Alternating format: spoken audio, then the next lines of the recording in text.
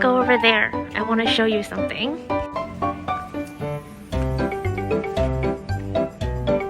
Yes!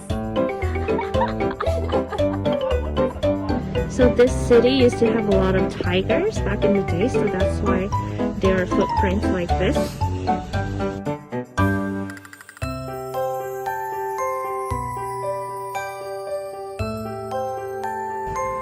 The platform right when you get off the bus.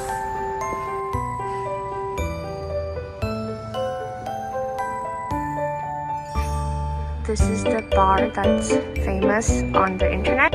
I guess people just come here at night. This village is known for night views. Why did I come here? Yeah, I don't know why I came here during the day either. Oh, it looks so nice.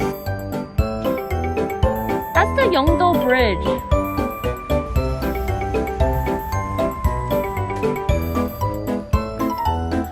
It's so pretty at night.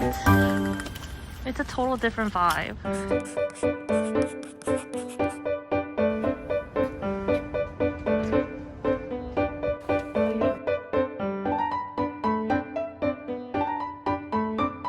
And then after Hochon village, we took a taxi, 10-minute ride up to the mountain to 우암동 도시숲.